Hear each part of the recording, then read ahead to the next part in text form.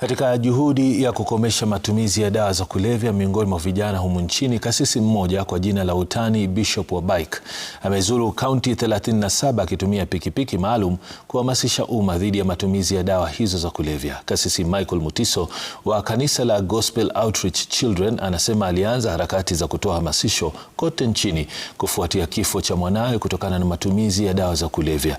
Akizungumza na wanahabari baada ya kuzuru kaunti ya Kilifi, Kasisi Mutiso amesema aliamua kutumia pikipiki ili aweze kupenya katika maeneo mbalimbali na pia kutangamana kwa urahisi na vijana ambao wengi wao ni wanabodaboda. Hawa vijana tukiongea na wao, target kubwa ni kulinda wale hawajaanza.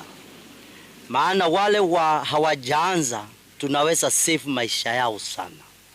Akisha ingia kwenye madawa ya kulevya, aingie kwenye dependence, aingie kwenye addiction, huyo kijana anakuwa mgumu sana kurekebisha.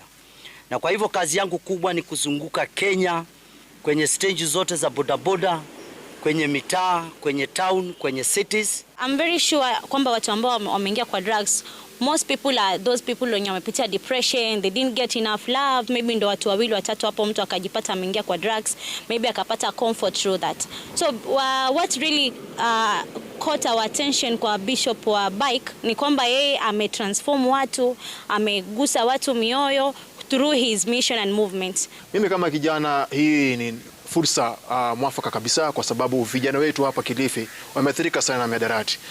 Ukienda maeneo pale utakuta vijana wengi sana wameathirika na mihadarati. So kuja kwa Bishop wa Bike hapa Kilifi County itasaidia sana vijana kuweza kupata mafunzo na pia kuweza kufunguka katika situation ambayo anapitia, ambayo imechangia hao kuweza kujiingiza katika masuala ya mihadarati.